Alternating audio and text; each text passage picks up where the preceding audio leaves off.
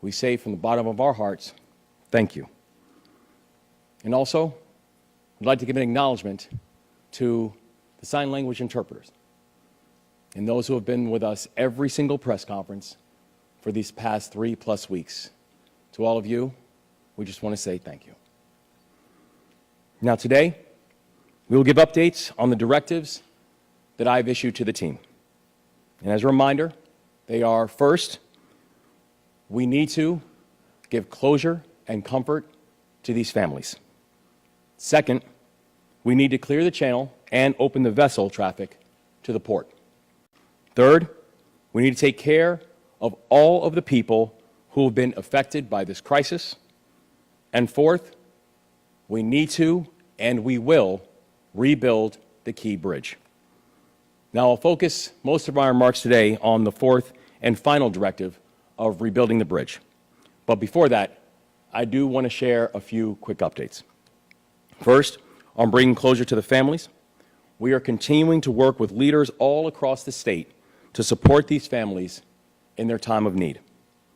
And we are asking everyone to continue to respect the request of the families for privacy during this difficult time. Let's please not lose sight of ours or their humanity. The second, on opening the channel. As of this morning, we've lifted over 120 containers off of the Dolly.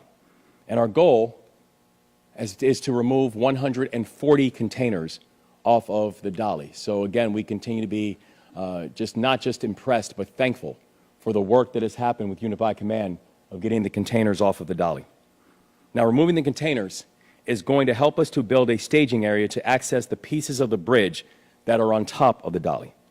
Because if you look at the slide that we're going to present here, you'll see exactly what I'm talking about.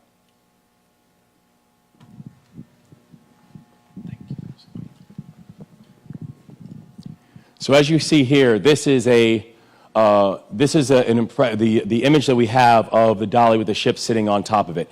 And just as a reminder, what we have here when we're talking about the enormity of the ship, every single one of these containers, when they are empty, they are about 1.5 to 2.5 tons. Every single one of these containers that you see. On the Dolly, there are 4,000 of them. That is the size of this vessel, understanding the enormity of this ship. When we're talking about the Key Bridge that's sitting here, this piece of the bridge, the amount of weight that is sitting on the vessel, that is 3,000 to 4,000 tons of steel that is sitting on top of this ship. The remainder of the Key Bridge, as we all know, is then sitting inside of the Patapsco River. But 3,000 to 4,000 tons of steel is now sitting on the top of this bridge. Part of the operation that Unified Command is leading on now is the removal of some, not all, but some of the containers, so we can then go through the process of removing the truss from the bridge, so then you can begin the process of the refloat of the vessel and actually remove it from the channel. If we go to the next slide,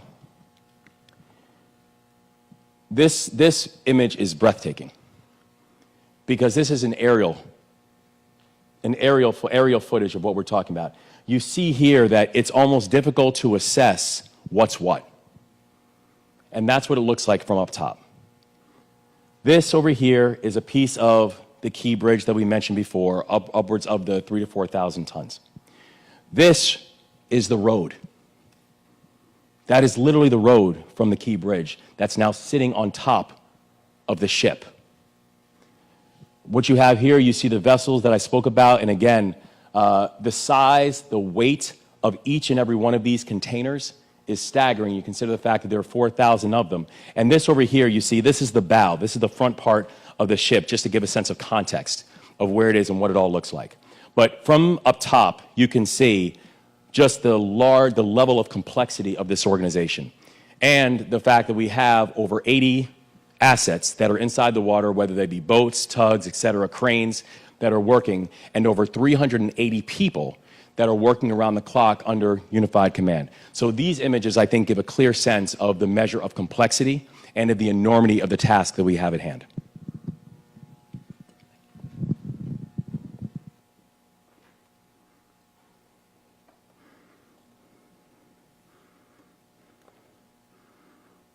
So with that and seeing that, I also want to emphasize that we have now successfully removed around 1,300 tons of steel from the water. The thing I also want to say about that is this: 1,300 tons of steel, countless operations, and still not a single injury. When we started this operation, we said clearly that we lost 4 Marylanders. We're not losing anymore. And the work that Unified Command has done to make sure that we are moving efficiently, moving quickly, and moving safely has been astounding. You all have made sure with your work that this was not just about making sure that we're taking care of the individuals and the families, but also making sure that there was clear taking care of the people who are doing this work and doing the work on the ground. So I just want to say thank you for all the work you all continue to do on this. Now, on supporting those who have been affected by this crisis. On Tuesday, I discussed the launch of our new worker retention program to help companies avoid layoffs in the wake of the collapse. And in just 1 week, 58 businesses have received approval for the program. We've approved $4.54 million in assistance, which will protect the jobs of 824 Marylanders. And by the way, almost half of the awardees are minority business enterprises. So I want to take a moment to thank Secretary Portia Wu and her team at the Department of Labor for their leadership. This is not just quick, but it is remarkably efficient work that you all have led on. So thank you so much, Madam Secretary.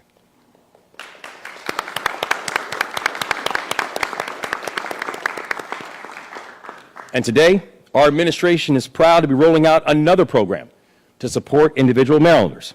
It is called the Port of Baltimore Worker Support Program, and it will be administered also through the Maryland Department of Labor. This new program will provide $430 in weekly relief to port workers who have lost pay and work hours due to the Key Bridge collapse. Our mission is to help as many people as we can during this difficult time, including port workers who have already applied for unemployment insurance benefits, including port workers who are receiving unemployment insurance, and including independent contractors and self-employed workers who are at the port and losing income because of the collapse. So, to apply for this relief, please visit labor.maryland.gov/portworkersupport. I'll say that one more time. Please visit labor.maryland.gov/portworkersupport. And look, we promised at the start of this crisis that we wouldn't just be communicative, but that we will be over-communicative. We said that we would make sure that people stayed updated. We said that we would make sure that people knew where to get their benefits. We said we will make sure that the community understands all of the next steps. And our commitment to that approach has not wavered one bit. And it's why we launched a website that provides all of those updates for federal, state, and local supports and more. So please visit response.maryland.gov/bridge to stay updated on our progress. Again, that is response.maryland.gov/bridge, so you can stay fully updated. Now, fourth, on rebuilding the Key Bridge. As I said on Tuesday, this is not about nostalgia.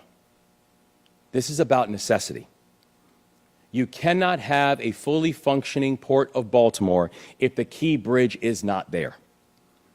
39,000 vehicles traveled over the Key Bridge every single weekday before it collapsed.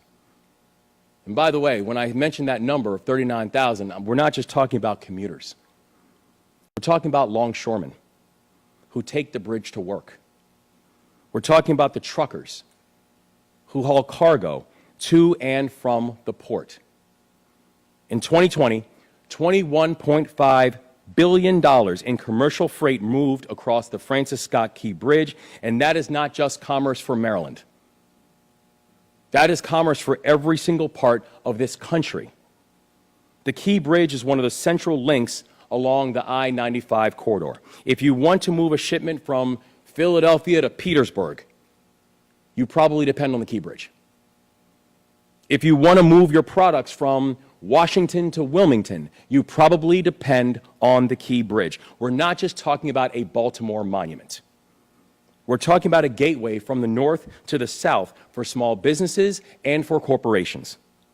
And that's especially true if your company is transporting hazardous materials. Because hazmat trucks along I-695 include everything from fuel to lithium batteries to cleaning supplies. These trucks are not allowed in tunnels. The Key Bridge was one of the only ways that they could move along the I-95 corridor. So now, each and every one of those hazmat trucks are now being forced to take alternative routes. So for example, we know that some trucks that are carrying fuel, the fuel trucks that we all rely on, their commutes now are almost an hour longer. And many of these hazmat trucks, by the way, are owner-operated small businesses.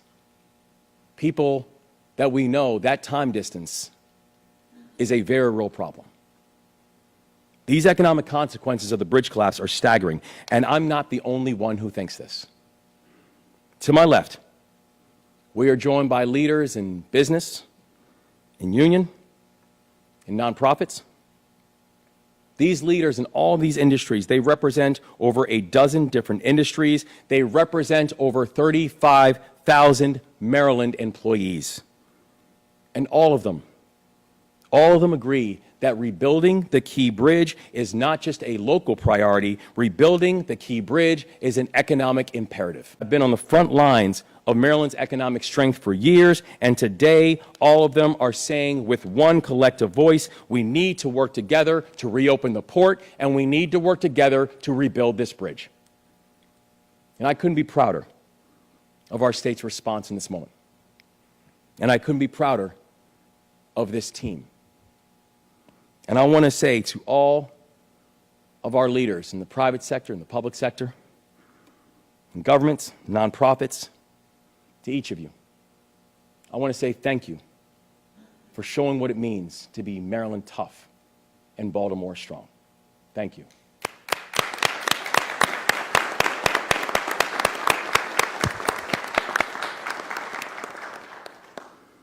So we've laid out the 4 directives for our recovery.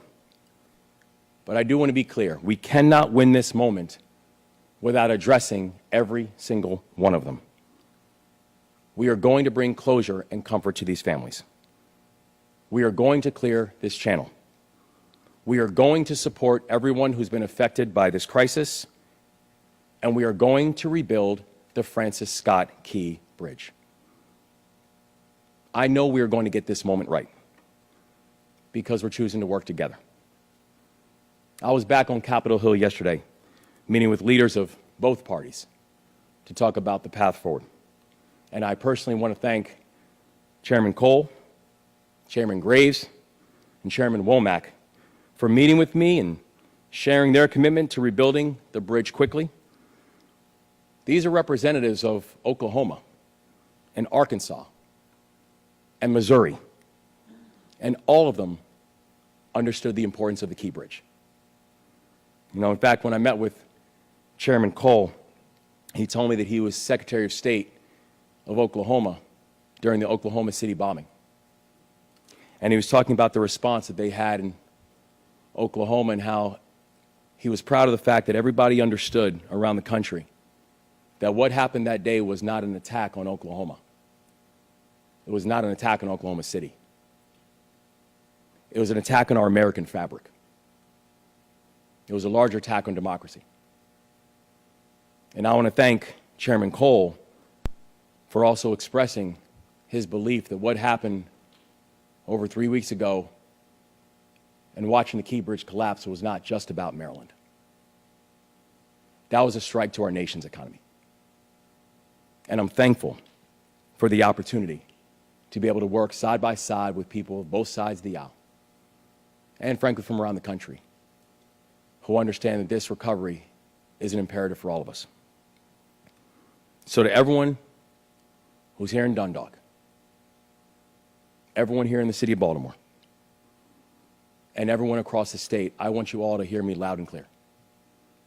We are going to rebuild this bridge, and we're going to do it together. So in a few moments, I want to turn the program over to Mark Anthony Thomas. Mark is the CEO of the Greater Baltimore Committee. He's a personal friend and a frat brother, and he's doing remarkable work. And I'm so grateful to have his support today and every single day. And we're also going to be joined by the following speakers. Rear Admiral Watson, representing Unified Command. Baltimore City Mayor Brandon Scott. Baltimore County Executive Johnny Olszewski. And all of our partners who are here today. We just want to say thank you for continuing to lead. So now, I'll turn it over to the CEO of the Greater Baltimore Committee, Mark Anthony Thomas.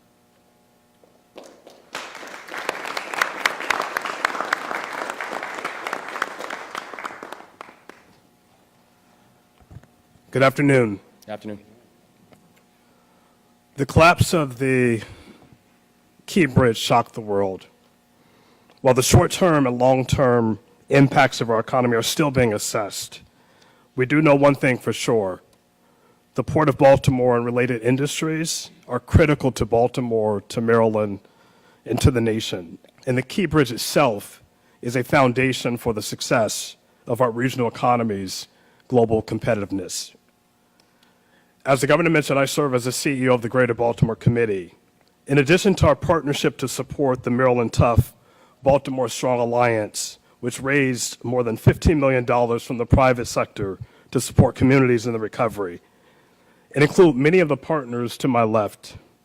I represent more than 400 of America's most influential companies and philanthropic organizations, and some of our state's most ambitious entrepreneurs and innovative academic institutions. Yet there's one thing that unifies us. We all care about Baltimore's people, its neighborhoods, its businesses, and we work collectively to ensure the region contributes to America's dynamic economy. The export industry is one of those pillars of good jobs in American entrepreneurship. In Baltimore, our transportation and industrial economy are as important to the global supply chain as the universities and R&D hubs are to fostering American technology and health innovation that shape this world. Businesses large and small all depend on the infrastructure and talent that ensure the world's supply chains work seamlessly, and we can't emphasize enough how important the Key Bridge is as a significant infrastructure investment for the United States of America. More than 11 million vehicles passed over the bridge in the last year, and this includes 1.3 million truck trips. It is a local transit asset for more than 20,000 workers at nearby Trade Point Atlantic and serves as a major transportation thoroughfare for the nation's most densely populated metropolitan regions. With the loss of the bridge, we're already feeling that impact. The Key Bridge connects multiple counties and communities and serves as an industrial bypass that connects us to the nation and to the global economy. It serves as a backbone for Americans' emerging industries in the industrial and manufacturing sectors. And for Baltimore and our region, the port is more than just history. It is a major economic bet that we're leaning into for our future, and we need to rebuild the Key Bridge to deliver the economic development opportunity for America. Major private investment and public support will expand the capacity along the water and the railways, creating thousands of jobs, new business opportunity, with the impact supporting business activity on the entire eastern seaboard and industrial routes from here to America's heartland. This is why the Greater Baltimore Committee stands with Governor Moore and our partners in the public sector to support the full federal support for the rebuilding of the Key Bridge. the commitment from the federal government will enable us to continue to aggressively pursue our region's ambitions and ensure that the Baltimore port and transportation industry leverages our unique assets to contribute to the growth of the global export economy. And so I couldn't be more proud to be here to support this effort. Thank you.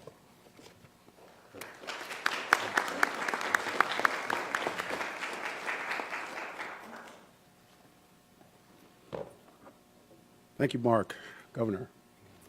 Good afternoon, all. I want to first begin by again extending our heartfelt sympathies and condolences to all the families, friends, loved ones, and all impacted by this tragic incident. The Unified Command continues to make great progress, restoring navigation, restoring commerce in this great port. To that end, we shared with you all earlier this week that we had removed 2 of the larger submerged sections from the waterway. And I'm proud to share that we are actively removing yet another large section from the waterway. I believe we're rigging it up right now. So we're excited about this work. This is great news as it keeps us on track to open the limited access channel by the end of this month. With respect to removing the ship, we continue to remove containers and debris from the bow of the ship to allow us access to finally safely remove the bridge segment from the bow that's lodged against the bow and to subsequently refloat the ship.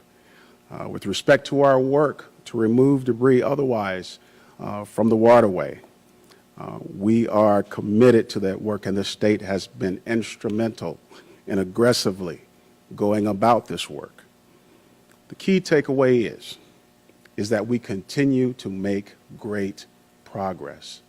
And we are proud of our effort. We're proud of the teamwork of this Unified Command team. And we thank you all for your continued support as we do this critical work to restore navigation, to restore commerce in this great port. We thank you.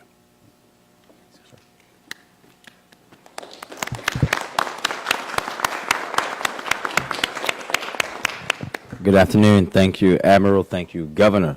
And thank you all for being here this afternoon. Every time we gather like this, it reinforces the collaboration and coordination that is happening behind the scenes every day and every moment, and continuing to happen right now while we're speaking with you. From the federal level with the Unified Command, the Coast Guard, Army Corps engineers, congressional delegation who are fighting tooth and nail to ensure that this remains a priority in Congress and for the nation. Despite all the uncertainty that we've heard about funding, we know that they're going to do that work, and we know, Mr. Governor, that alongside you, they're going to bring this home for not just Baltimore, not just Maryland, but these United States of America, but even down to the county executive and myself. We are all working together each and every moment to meet not only the moment, but the goals that have been set to reopen the channels by the end of this month and next month, the larger channel, and deliver badly needed support to the families who lost loved ones and those port workers who remain and continue to face the brunt of this tragedy. We cannot forget a true and hurting fact. There are still 2 Marylanders lost and still waiting to be returned with their families for closure. We won't lose sight of that, and we will not rest until we bring them home. And I know that everyone here shares that feeling deep in their heart. As we approach the 4th week of this effort, for many families impacted and more and more bills continue to come. I want to reiterate that for Baltimore City residents, in addition to the great work that the governor and team have laid out today, city government is here to help in any way that we can. We have utility bill, water bill, and rental assistance available for those directly impacted by the closure of the port. Applications for the wage subsidy program for impacted businesses remain open, and we're looking for ways to expand that investment. And in partnership with the state, we're continuing to support the Maryland Tough Baltimore Strong Fund. I know there are many additional services from the small businesses, from the federal government, down to things at the local level. Please make sure that you visit the website and take advantage of every single one of them. That commitment will stand now and for as long as we have to be there for our businesses, for our people, for those families, as we rebuild to be a better city, a stronger state, and will make this country even stronger. And that will continue in the way that we have done since the very first moments of this tragedy, in total collaboration with each other. Thank you very much. And with that, we'll go from the point guard to the center. I'll turn it over to County Executive Johnny Olszewski.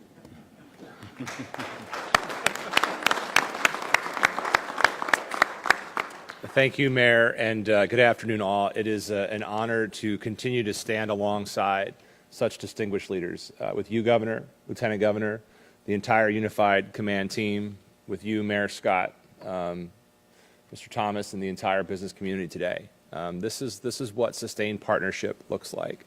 It's what we're going to have to keep doing in the days, weeks, and months ahead to meet the goals outlined by Governor Moore. And I just want to say this has been the most collaborative effort I have ever seen in all of my time as county executive and through all of my experience in government. And we're seeing the difference it makes. So to all of the partners in this work, please accept my heartfelt thanks, even as we also continue to pray for the families who lost loved ones, as we continue to thank our first responders and those conducting the salvage operations, and even as we work with amazing leaders like Secretary Wu to provide even additional resources to those who are impacted. As Mayor Scott said, we in local government fill the gaps, and we're prepared to continue to help amplify the message of our governor and of our agencies in state government of what's available to our impacted businesses, to our impacted individuals. We will continue to be here, continue to collaborate, and continue to meet the need. As I've said before, this is a community that was literally forged out of steel.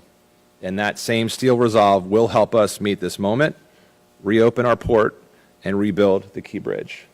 I want to thank the governor for his work in Washington with our amazing federal delegation, for earlier this week convening local leaders, former governor, who again amplified that message. This is not partisan. This is patriotic. This is for our country, and this is for the greater good. So again, to our partners, thank you. Governor, thank you for your leadership. And again, it is an honor to stand alongside you as we continue this work. Thank you.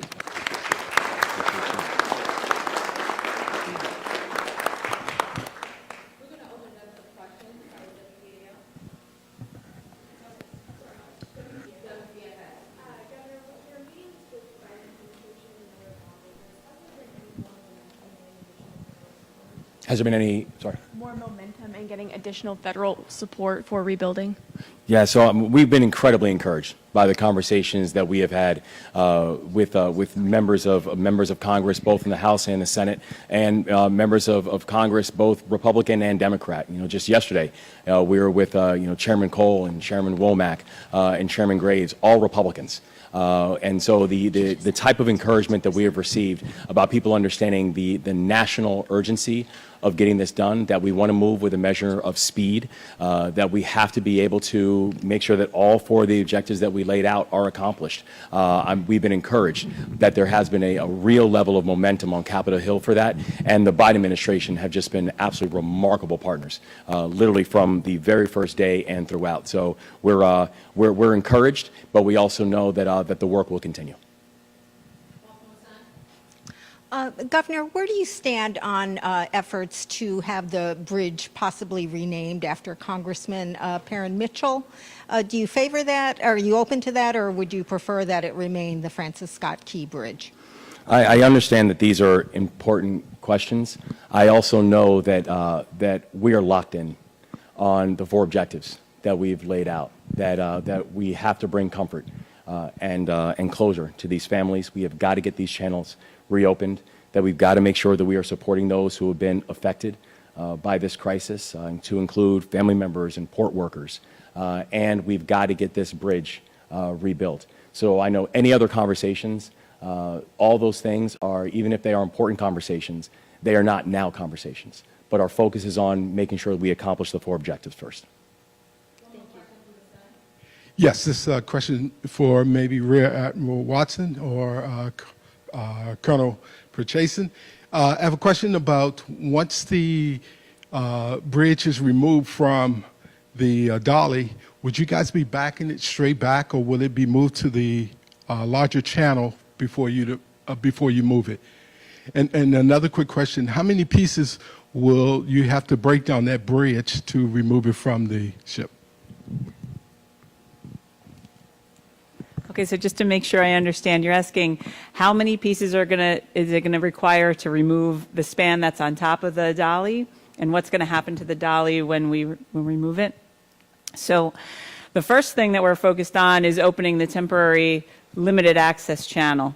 And right now we're removing the wreckage that's wrapped around the pillar that's across from the dolly. It's really important to get relief to the port first. At the same time, while all this is going on, there's a tremendous amount of planning and engineering that's taking place to work on how we're going to remove that massive span that's on top, laying across, and on the side of the dolly. You've also got wreckage that's on the other side as well. And we have to do this very safely.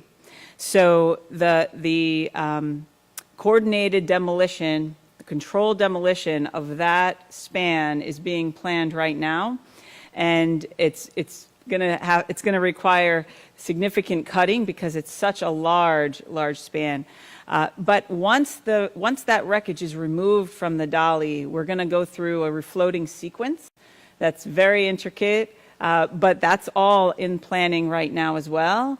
And the vessel is going to be returned to a location in the port of Baltimore where it'll be assessed for final disposition by the shipper.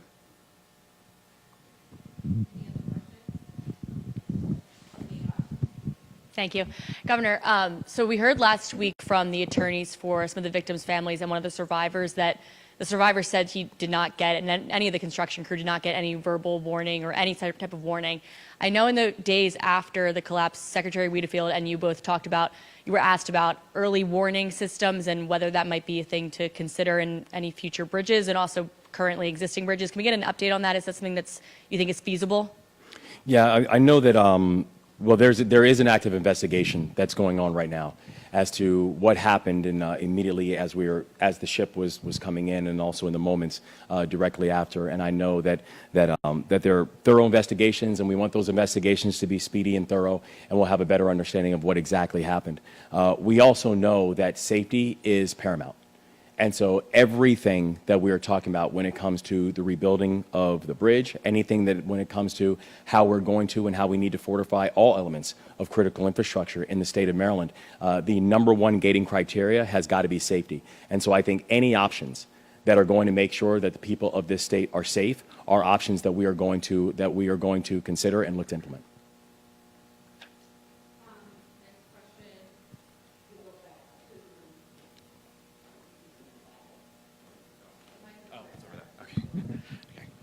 Hi.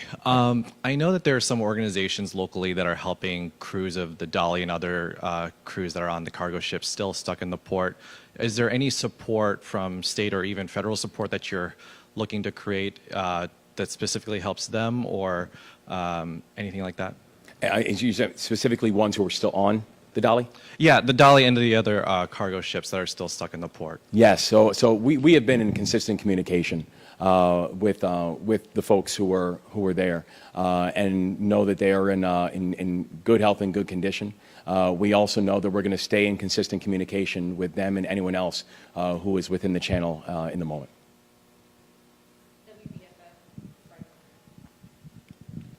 As far as getting the piece of the bridge that's on the dolly off, I know you said that was being staged and planned right now. What is the timeline for that? When do you expect to get that bridge piece off, and how long should it take?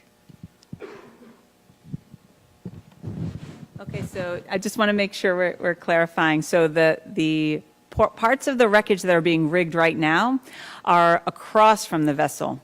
They're wrapped around the pier. So I know the last few weeks we were talking about the large span that was, again, across from the vessel. But if you look at the, I don't know if we have a picture of it, but if you look at the pier that's still intact, not the pier that the vessel took out, that's embedded inside the vessel. We might have a picture or two, and if we do, we can head on over. Do we have, I don't know if we have any other pictures.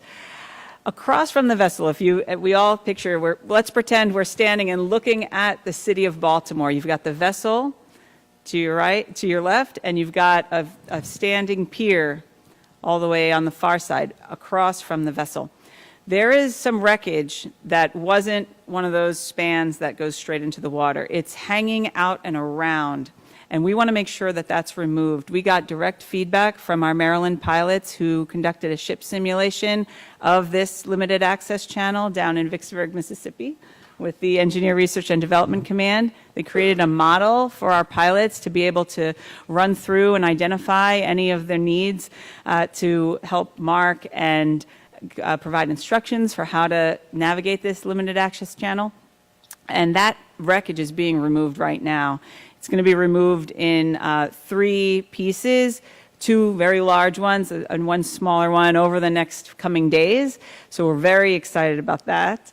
The wreckage on the vessel itself is in the planning phases as well, and we're looking for that to be coming up in the coming weeks as we continue to solidify the plan and coordinate that across all 3 salvers. If you look at the picture that the governor shows, you have all 3 salvage efforts coalescing right at that location. You've got our contractor that's working in the channel, the vessel salver, and also the state. All 3 need to be coordinated so that we keep safety at the top priority, safety of the vessel, safety of the workers, and it's going very well. We'll take one final question. Wow.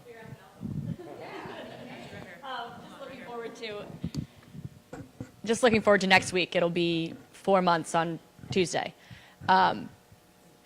4 weeks. God, not 4 months.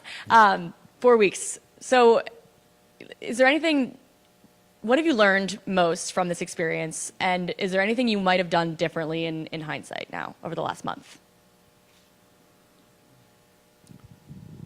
I'm still heartbroken that we still have 2 unaccounted for souls. I just can't stop thinking about the pain these families are feeling. The news they got almost 4 weeks ago is the most heartbreaking news. And these leaders here have been working around the clock. This has been a 24/7 operation that has taken place ever since the Dolly first ran into the Francis Scott Key Bridge. People have been working around the clock on this and have done it with a remarkable professionalism and humanity. I could not be more thankful and impressed by this state's response, where we've watched an entire state rally around a community, around families, around workers, around leadership. I am so proud to be a Marylander. I'm so proud to be this state's governor. And frankly, after continuing to look at the work of Unified Command, I'm so proud to be an American. And so there have been a lot of lessons learned. There have been, continue to be truly heartbreaking moments.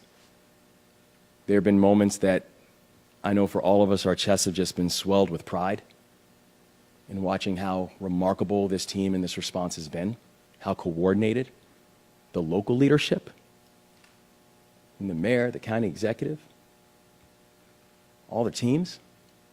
But the thing I cannot and will never shake is we've still got 2 souls who are unaccounted for. And we will never, ever, and their families will never leave our thoughts and our prayers. Thank you all. Thanks, guys.